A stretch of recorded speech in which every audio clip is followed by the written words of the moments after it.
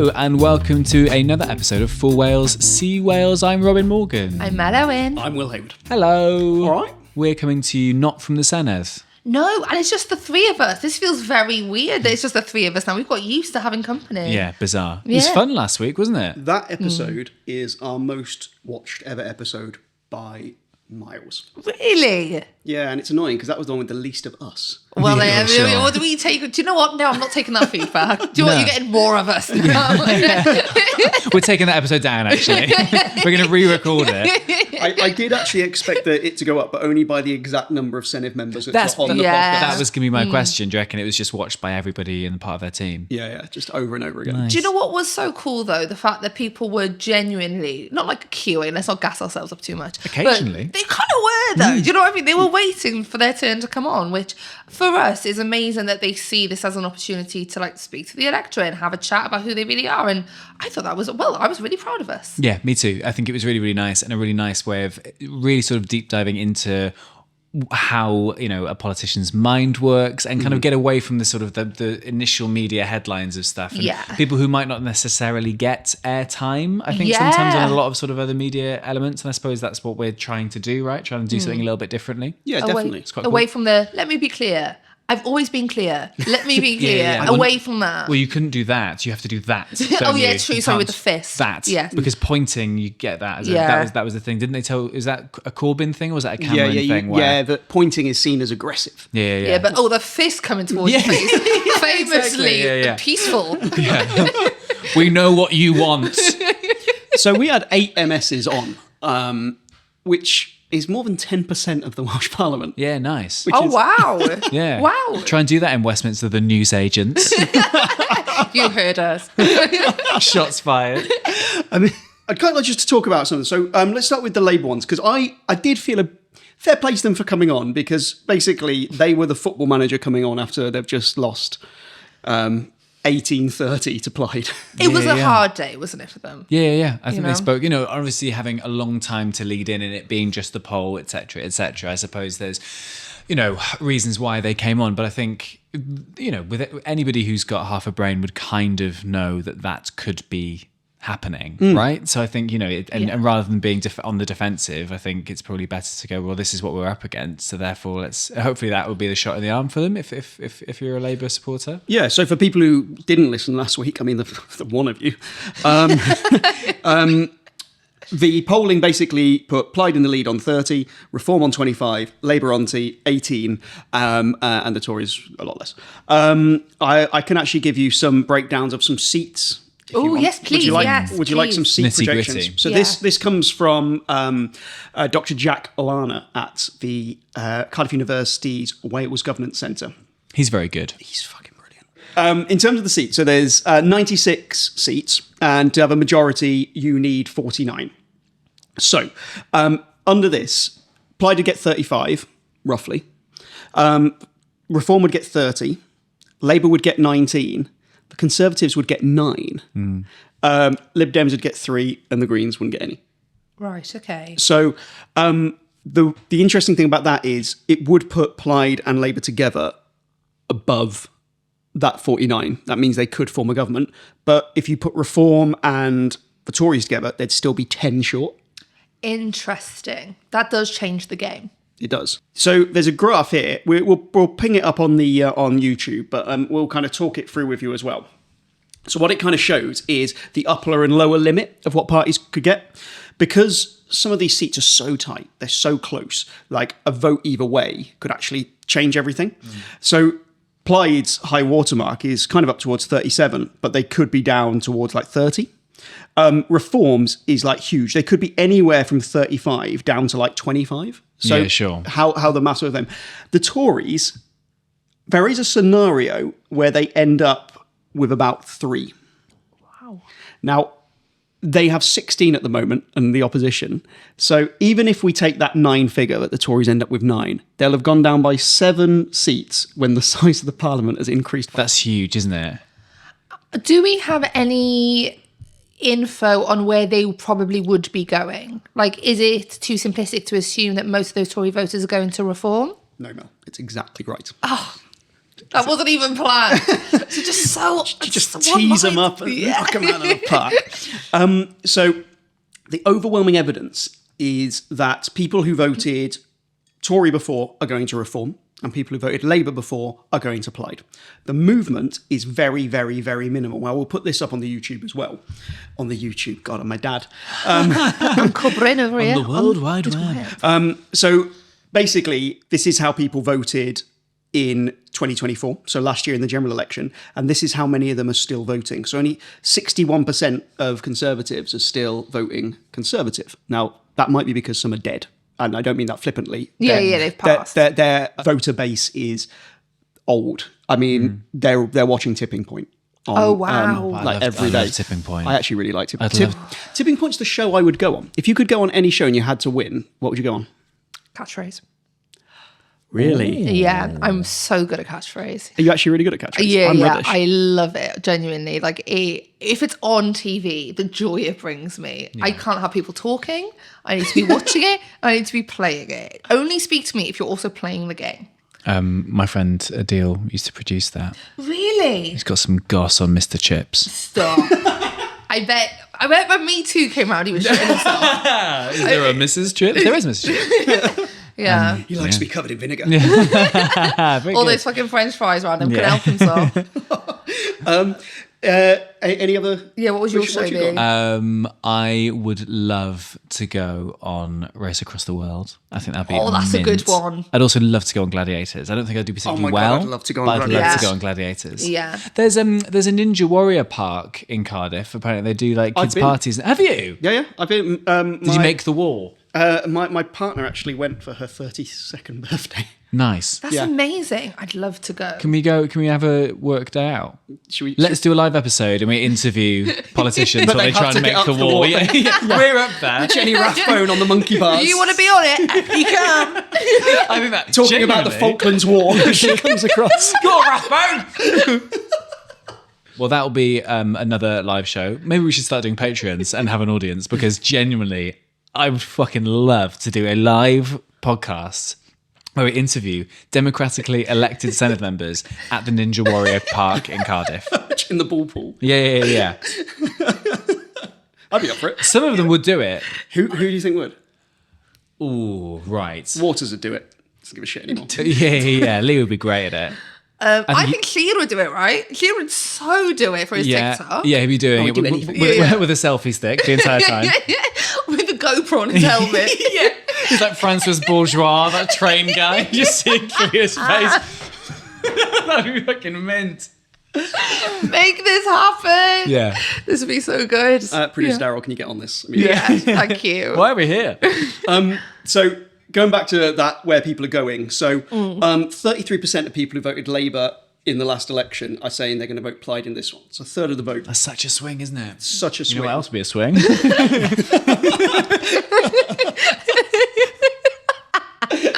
Mark Drakeford. Yeah. This is the high bar shit, people. You know, Yeah, the people yeah, who yeah. joined us last week. Yeah. This is who we really are, by the way. Yeah, really proud of ourselves. Yeah, Yeah, to, someone was like, it was really nice to get some proper insight into our politics, and we're going, Jenny Rathbone in a ball pit. You know what you say? Like, oh, you'll date someone for a month, and that's when you find out who they really are. This is who we are, Yeah, guys. yeah, yeah. Yeah, Okay? they've woken up on a Sunday morning, they've looked across. Yeah. And, Please. Yeah. the other, the interesting thing about this is, so 27% of people who voted Tory in the last election are going to reform. Only 4% of Labour. Only 4% of people who voted Labour in the last election are going to reform. That's interesting because there was this idea that kind of like the working class Labour supporter who voted Brexit, they're the ones who are going to be going to reform. Yeah, the red walls tumbled down. Yeah. The Valleys have abandoned Labour to go to reform. I mean, the argument is the Valleys abandoned Labour parts of the Valleys abandoned Labour quite a long time ago. Their vote shares diminished quite a lot. And they weren't voting. I think that's the point, isn't it? Yeah. They just weren't voting at all, just not for Labour. Is that what was happening? Sort of the Labour vote was like falling away in the valleys and people, some obviously were going to, I suppose, a Boris Conservative UK government, that kind of era, but were others just, you know, was the turnout dropping off? I think I was right with regard to turnout. So lots of people have just disengaged and aren't voting Labour, but they also wasn't going to be a big swing towards the Tories. So the Tories weren't going to win in the valleys, but now Reform are presenting an alternative. Yeah, sure. A populist alternative. So the other thing I wanted to show you is a graph which shows how much people from different parties like other parties. So this As is in, not the members themselves being like, oh, she's a dick. Yeah, not- It's more like Yeah. the voters. yeah, not MSs Right. going, oh, that fucking. Have you got that graph? though? Yeah, because that this sounds is what I fun. want. I'll talk you through this because I know most people listen to this and don't watch. But basically, the line along the bottom, which goes 0 to 10, is how much people like that party. So Reform voters like Reform more than any other voters like their own party. But only like 8.3 out of 10. Yeah, I know. The self-hate says a lot. But the Lib Dems seem to dislike their own party the most. Yeah, that is so Lib Dem. I believe that's so hard. I'm on the fence about the party that I support. Yeah. But the interesting thing is, the voters who like another party most are Labour voters really like Plaid. They hate the Sure. Tories more than Reform, Sure. but they really like Plaid. So if I was Labour, I would think, okay, maybe I don't spend all my energy attacking Nigel Farage, who all our voters hate. Maybe we go after this party that they actually seem to like. I mean, Labour voters like Plaid almost as much as Lib Dems like themselves. Wow. That's quite poetic, the way you said that. Yeah. Now, the other thing to bear in mind here is Reform voters hate every other party. They Yeah, hate they really them. do. Yeah. They- I would say for anybody who's listening to this, it actually really is worth just like switching to just to see this, because it's so interesting seeing the gaps as well. Yeah, so I went to a presentation by Jack Lano where he this comes from a Barn Cymru, ITV and Wales Governance Centre poll, and I went to kind of the launch of it, and they were all talking about it. And he said the most interesting thing from the data is not just that the Reform voters don't like the Tories, it's that actually they hate them. They actually want the party to like fail. Oh, wow. It's not just I don't like them. It's like they actively despise them. So all these parties saying we need to win back Reform voters, They're gone. they're gone. They Yeah, hate yeah, sure. you. They hate you. yeah. In that sort of Trump-esque way of we are now like not... It is almost cultish, right? Yeah. Yeah. It's Yeah. this is what we now believe and this is our truth, that kind Yeah. of thing. And this is where the family is. This is where the circle of trust is. Everybody outside is an enemy. It's Yeah, very yeah, Peggy yeah. Mitchell with Yes. Yeah. it's all about family. Family. Family. Family. Yeah, so as you can see, it's a really divided landscape out there. But if parties are looking at the data, I think that they need to start thinking about probably changing where they're directing their energy in terms of the messages that they're doing. I did want to ask you though, guys, what did you think of, was there any particular MS you enjoyed speaking to most? I thought Leo Griffith communicated very well in terms of the way that he spoke on the podcast, knowing that potential voters, people may have never voted before, people who've never considered voting for Plaid Cymru before. I thought the way he communicated was strong. And he's just quite a personable character, regardless of politics. I Yeah. didn't get much out of him. I thought he Sure. communicated quite badly, but that's because I wasn't in the room at the time Great. that you guys chatted to Cleo. You were on the school run, right? I was on the school And you run. were like, this is shit from And Cleo. I think, as a working father, he didn't communicate that well with me, and he No. didn't join me on the school right now. Maybe reach out a bit more, Cleo. You even try it? Yeah. It's all gone to their heads already. Yeah. But he did. It sounded good on the podcast, which I Yeah. listened to. You listened. I don't watch. No. I listen. I actually Some people do both. I basically. actually, the thing I did enjoy most about watching it back is when Claire started talking, the first thing I said was, how are you feeling? You seem very happy because of the polling. He goes, I'm always happy if you're a member of Plaid Cymru, else we'd be in Labour. And then Mel goes, shots fired, and was just going bang, bang with some guns. Oh yeah, the meme. Surely really that's a got meme into now. this. Yeah. I think twice. I think I did it with Tom Giffard's interview I as think well. you also did a shimmy at some point when someone said "For Wales, see Wales," and I did think a you little went like, shoulder shimmy. Yeah. I was having a great day, guys. Yeah. Yeah? Yeah. I do think, like, when we consider who was great to speak to, maybe who was a little bit more challenging, I think we do need to bear in mind it's a very difficult day for Labour. Oh, yeah. You know, and I think you could generally see just around the Senedd, talk about shimmying, like you could just see the Plaid Cymru lot shimmying around. Floating. Genuinely, they were like levitating. And like, if you were a member of the Labour Party on that day, it's you coming out on the defensive. It's devastating. In all fairness, I think for them to even want to kind of come on and speak, and none of them were defeatist. I will say none of them were defeatist. No, and I think there was a different energy for the people who are going to stand again, and the That's ones so who true. Yeah. I did feel like there was a lack of party line. None of them said the same thing when we said what will be different next time with Labour. None of them said anything that was the same, which is fine, because it could be seat per seat and whatever. But I thought that was interesting. However, I found it frustrating that there was very little tangible examples that any of them gave as to if I want to vote for Labour next time, what will I get that's different?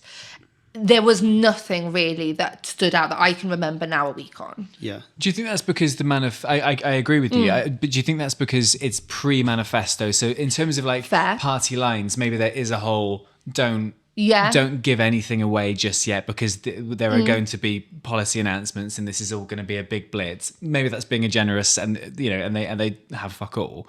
But in terms of that's one thing that I noticed in terms of no one was giving really anything away across party lines. No one was saying these are the policies that we're going to be hitting towards. Yeah. I suppose it's still a year to go, and you want to time it well, but. Yeah, it was. It was interesting, wasn't it? The fact that it was still quite broad. And I think it's easy for Plaid to go, "We're not Labour." Do you know what I mean? That's all they have to say. That's what Labour did with the Tories for the election, wasn't it? The general election, and it worked. Yeah. I've actually had quite a lot of conversations over the last since we were there with people within Labour and let's say Labour adjacent, and. There is still a real divide within the party. Like, I remember remember before I was saying that UK Labour hire and appoint to the Welsh Labour head office. So they're all they're like central Labour. Their wages are paid by the UK Labour Party, and there is a disconnect between some of the MSs and some of the people in that office. It's not the most coherent ship. And I feel I actually feel quite sorry for Eluned Morgan, because I think there's a lot of reasons to criticise. But I do think that... have you ever seen The Simpsons? You know the lawyer Lionel Hutz? And there's one bit where he just goes, "Oh, for God's sake, a good lawyer couldn't win this." Yeah. And I kind of feel that that's kind of what Eluned Morgan's position is. Come on! Yeah. No one could do this. So I want to talk you through a bit of her speech. Oh, yes, please. Guys, you know where would be so cool to record this podcast? Wow. A shipping container. Oh my God, it would. That would be cool. Yeah. Would we need to be shipped somewhere, or do you think we could be docked? I like the idea of us going across the Indian Ocean on a shipping container, purpose designed and built. Somali pirates trying to board. Yes, absolutely. I was thinking more Life of Pi, tiger attacking me, but cool. We can be. I love we've both gone for being attacked. In the Indian Ocean. Yeah, for some reason. Well, you know that I could protect you both. I think that's why. Yeah, exactly. Why are you laughing at me? I feel very safe in your presence. Thank you very much. I'd also feel very safe in a secure, watertight shipping container. Purpose designed. Purpose designed. Do you know what? You actually can insulate them to be soundproof, all of that kind of stuff. Who could do that, though? Lion containers, the obvious choice, I think. Lion containers. They're back. They're back, baby. Did they ever go away, Will? They never leave you. Once you go Lion, you never go crying. No. Yes! There it is. That's more, Lion. That's more. If you want your own podcast studio, home shed, whatever it might be, head to lioncontainers.co.uk. The speech that the First Minister gave was actually happening while we were doing the pod. So we were only getting the kind of aftermath of it. I've been through the speech, and I'm going to talk you through a few parts of it. What I think is clear is Eluned Morgan does understand that the threats are coming from Plaid. There was a lot of stuff there clearly designed to counter Plaid Cymru. So one of the lines was, "Let me be clear." Okay. Actually, so she's commenting on Wales getting green energy projects. "Let me be clear. We saw them take our coal. We saw them take our water. Fuck water. Water? All right. Big Chad over here. Fucking keep this in. So we take my water. So take my water. Let me be clear. We saw them take our coal. We saw them take our water. We will not let them take our wind. I didn't like it. Oh yeah, and I feel very patriotic. I feel a little bit too. I feel a bit Calon coming on. Yeah. Is that? Did she deliver it well? Yeah. Do you know what? I think the speech, obviously I didn't see it live, I think the speech was delivered well. Yeah. Okay. I think David Ewan vomited as he heard it. Yeah, I think but that's one of those like, you know, like when we're writing and we go, "That I'll do it properly on the night." Yeah, okay? it's a vomit draft. Just get something down and we'll fix it later. But that is such a nationalist line, putting aside the fact that we will not let them take our wind. And also, who is they? UK government? Is in her party? Is that who she's talking about? I mean, it's not a Braveheart line, is it? They'll never take our wind. I put in my newsletter, it was like a baby William Wallace being burped. Yeah, very cute. yes. What a nice image. Yeah. Oh, so I'm looking at it right now and I've just seen 2 typos. What an absolute fucking sham of a journalist I am. She then went on to talk about some Gavin and Stacey references. Yes, I've Nice. heard about these. Last Christmas, millions of us watched Gavin and Stacey finale, a love letter to Barry Island and a story about messy modern families. That's how I see Welsh Labour within the UK Labour family. Yes, we're part of something bigger, but like any family, we know when it's time to stand up and speak out. There will be times when what's right for Essex is not right for Barry, nor for Wales, and that's okay. Like Nessa and Smithy, there will be a bond, but yes, there will also be issues. I haven't seen lots of Gavin and Stacey, but didn't Nessa and Smithy shag a bit? Yeah, there's a lot of banging. I think that was the whole messiness of it, that they kept banging when they shouldn't have. You know, and we were all here for it. But what her and Keir Starmer do is none of my fucking business. I don't know. Right, I have a big family who I love dearly. But Would you say that the most defining thing about families is when things are wrong, you speak out? No. I think you keep fucking silent. You push that shit down. yeah, I know. You're that rug and you zoom under Yeah. it. I pay for therapy. Yeah. Exactly. I talk about them to strangers. That's what I do. Yeah, I do comedy for a living. Like, that's what it is. Yeah, I really don't think that that's the defining mark of families, is that you just rip the shit out of the weak, don't you? Yeah. I mean, what a lovely, healthy family. And I will say that's not what happens in Gavin and Stacey. It's a very... If everyone just communicated 17 years ago, there'd be no series. That's the point of TV. Anyway, like, it's just... It doesn't work. Also, had this been done in January after the episode, it would have been more impactful. It just feels like... You know, Spad's going, God, what do young people like? And then sticking this in. I think the speech itself, I think if she delivered this as soon as she had become leader, I think that's a very different proposition. True. I think if she comes in and sets this tone immediately and is like, we need to stand up for Wales, even though parts of it are a bit corny, but actually... When you write a political speech, you also need the media to pick some stuff up, and that's why those bits go in. But I think the fact that she hasn't said it till now, and I think there are elements in the more, for want of a better, Welsh parts of Welsh Labour which wanted this a lot earlier. I think UK Labour would never, absolutely do not want this kind of tone, because they're two governments working perfect synergy either side of the M4. She then went on and coined the phrase, the Red Welsh Way. So for people who don't know, I know we've talked about it before, but clear red water was a phrase which was written by Mark Drakeford when he was the special advisor to Rhodri Morgan. That idea of clear red water is the idea that there's a clear red, so kind of left-wing difference between UK and Welsh Labour. And that has been kind of put forward as one of the reasons for Welsh Labour's ongoing success until now. But firstly, the interesting thing about that is he wrote it and it was in the speech, but Rhodri Morgan didn't say it. Oh, I didn't know that. Yeah. So actually he never said it, but it was in the written speech.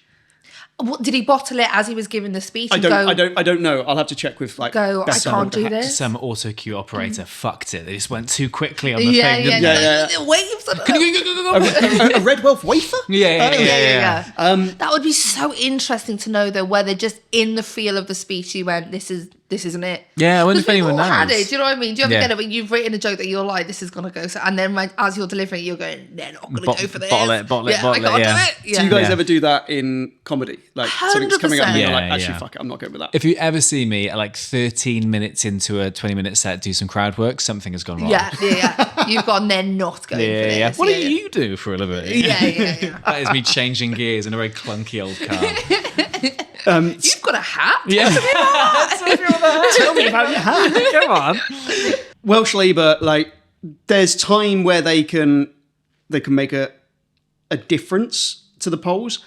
I am increasingly sceptical that they can be comfortably the largest party unless there's a huge change. I think they can be all right if they just keep tight messaging, appeal to a few people, and just make sure they get the votes.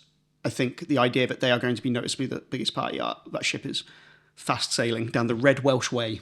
Some of those voters who are shifting to Plaid based on this poll, well, you know, I'm sure on election day there's always like that, oh, actually, I'm going to chicken out of my big move and go back. Like, I wonder what the actual percentage of those people are, you know, those slightly floating voters who are going, actually, I just want to do the normal thing. Yeah. I've talked the talk down the pub, but now I'm like... Yeah, exactly. Muscle. Oh, and yeah, you know, a Labour candidate they've known for a long time will knock on their door and they go, oh, she is nice. Yeah. This is a very basic question that I'm about to ask.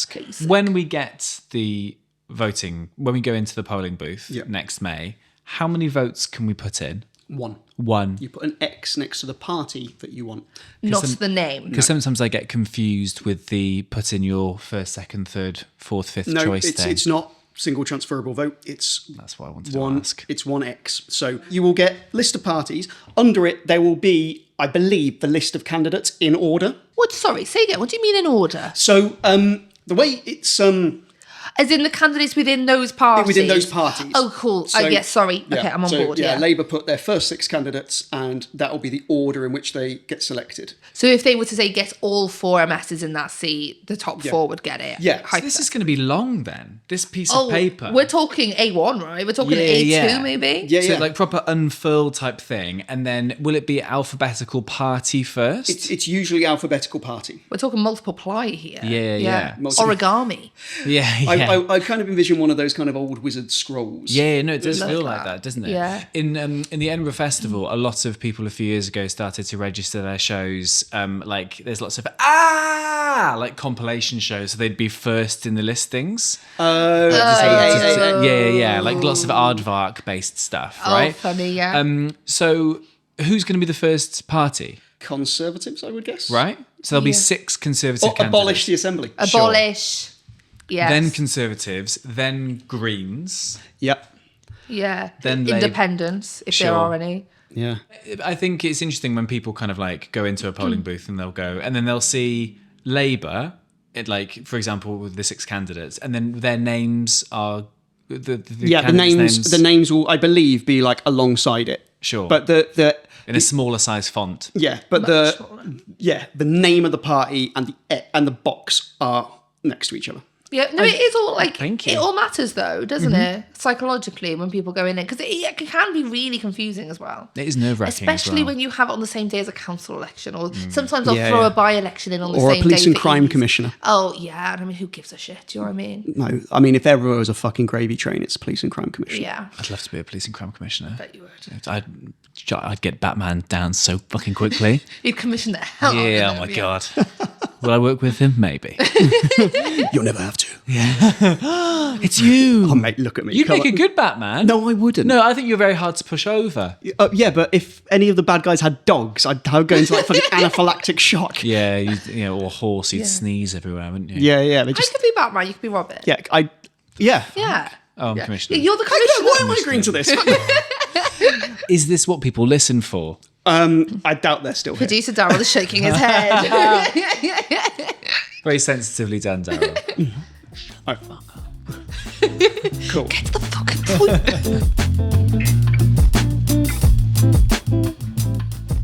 Producer Darryl just asked a very insightful question. I'm going to completely take credit.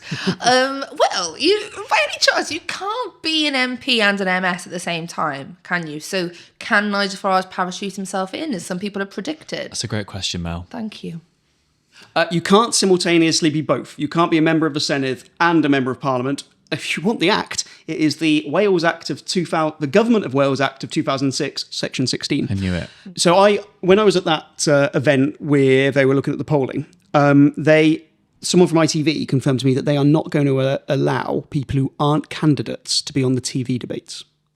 So ITV aren't allowing So that. ITV aren't allowing it. So it would mean that Nigel Farage would not be able to do that. Sure.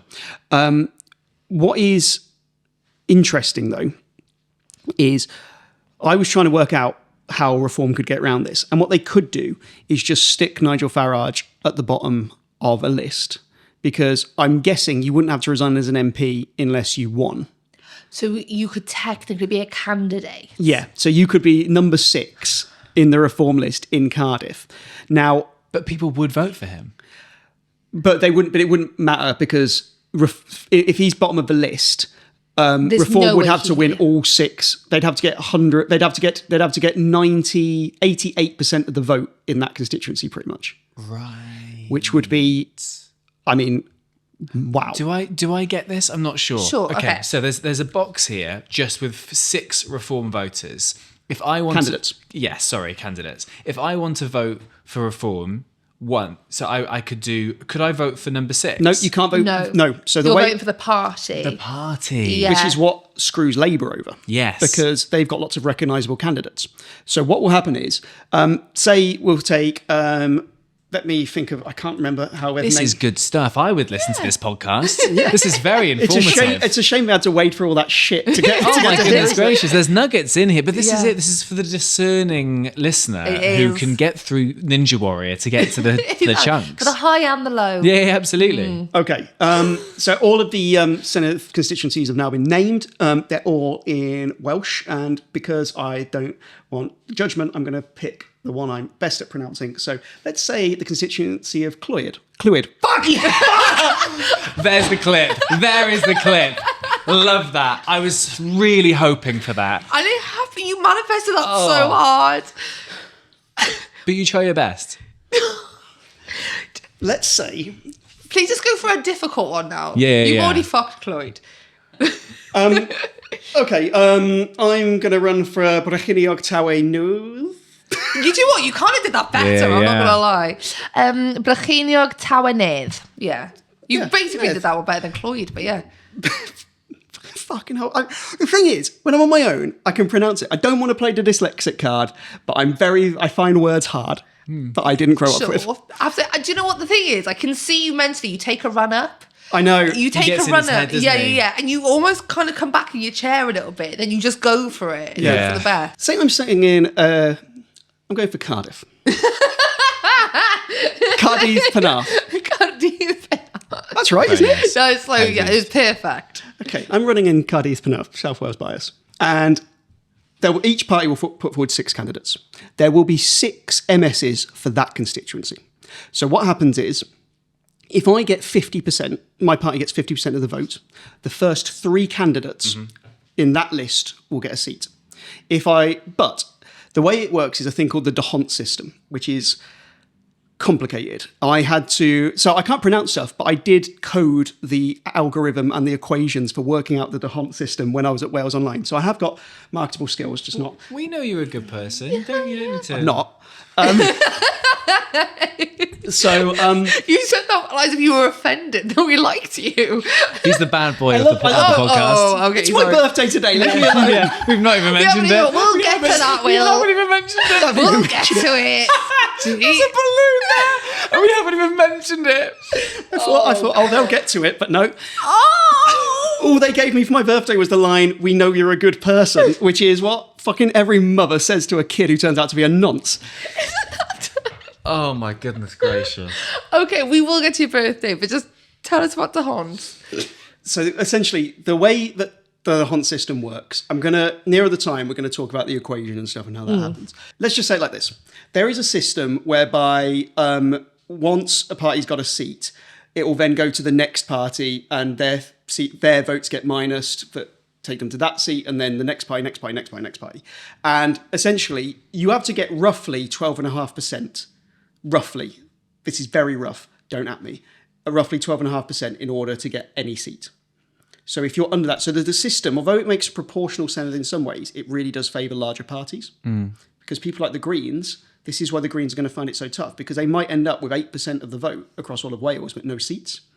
So that's the kind of issue with this. So say you are, which part do you want to run for?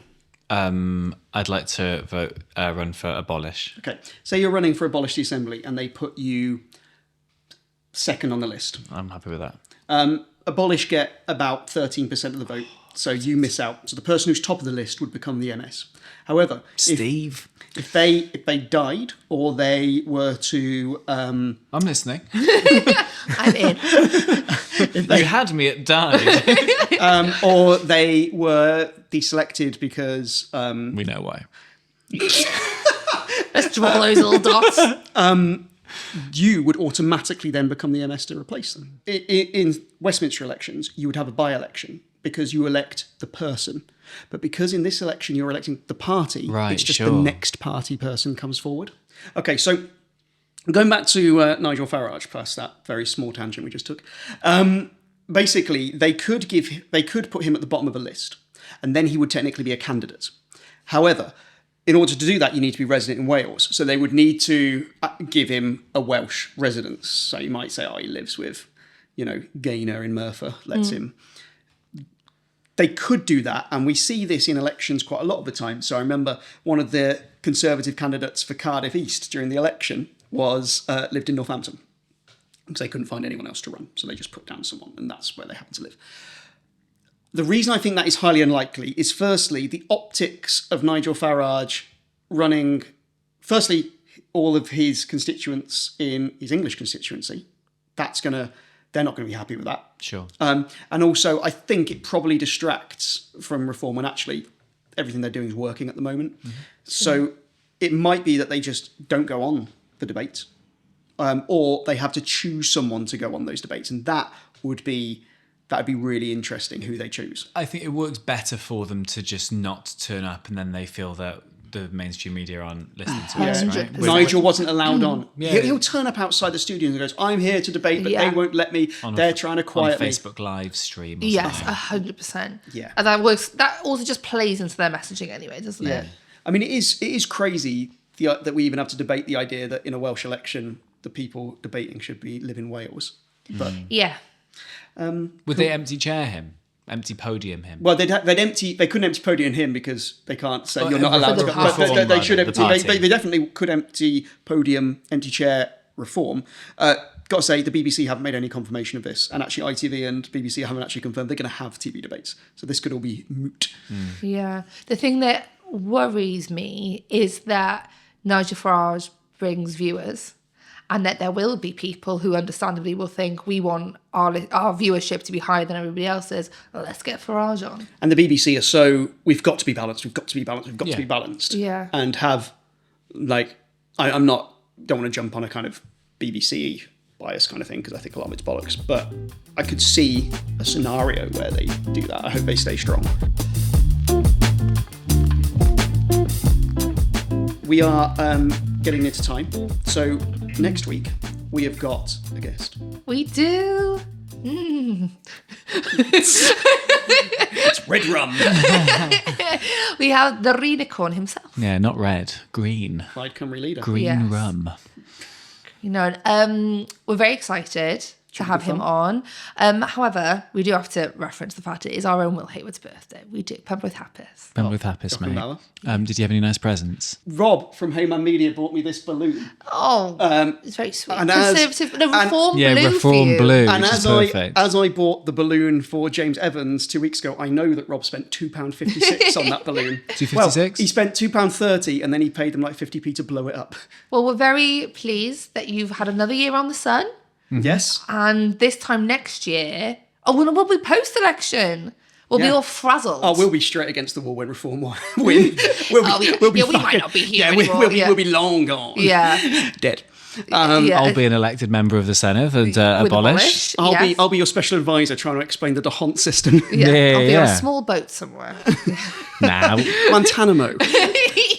we should have an election party at Ninja Warrior. That's what we should do. Oh my God, that'd be Yes. Right. Yes. Let's wrap this. But big thanks to Heyman. Thank you, guys. Any more?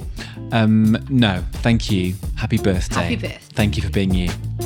You're a good person. Thank you for being a friend. Cool. Bye. Bye.